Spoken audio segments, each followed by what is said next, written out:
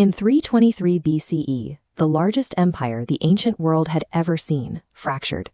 Alexander the Great was dead, and his top generals immediately carved up his Asian territory into competing military factions.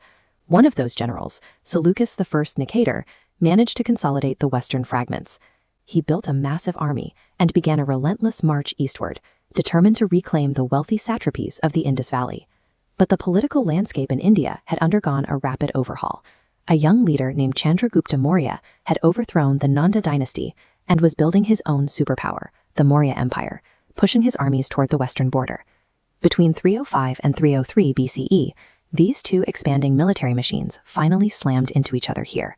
This is a view of the Betrayal of the Indus River, the sprawling geographic boundary where the Macedonian legacy met the rising Indian Empire. When two massive forces meet at a boundary like this, history usually records a decades-long, catastrophic meat grinder of a war. But these two commanders did something entirely unexpected for ancient conquerors. They stopped, stepped back from total war, and struck a staggering diplomatic deal. Primary historical sources from the era, like the writings of Appian and Justin and Strabo, record absolutely zero details about the actual battles or tactics of this conflict.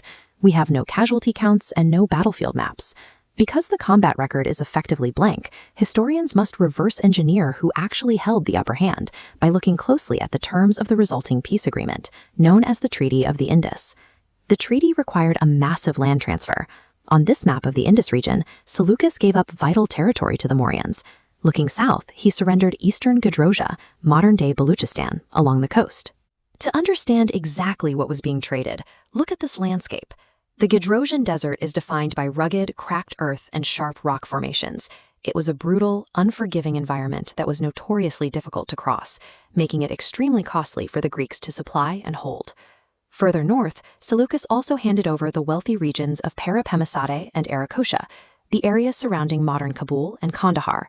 Academic debate still continues on whether the northwestern region of Arya, modern Herat, was also part of the package. By signing this treaty, Seleucus surrendered the geographic equivalent of modern-day Afghanistan and Pakistan.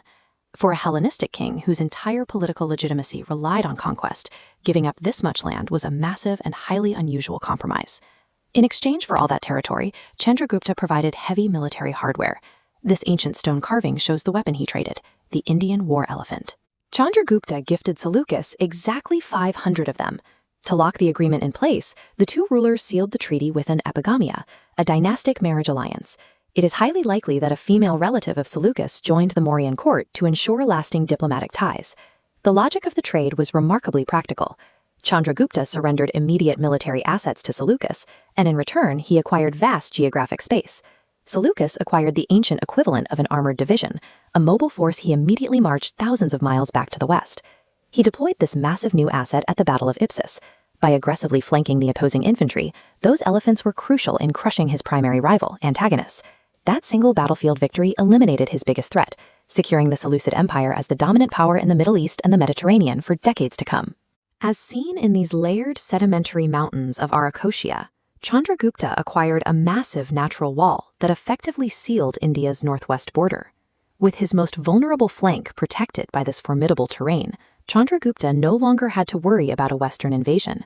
He was finally free to turn his army south, conquering the Deccan Plateau and dominating the rest of the Indian subcontinent. This single negotiation created one of the most stable borders in the ancient world.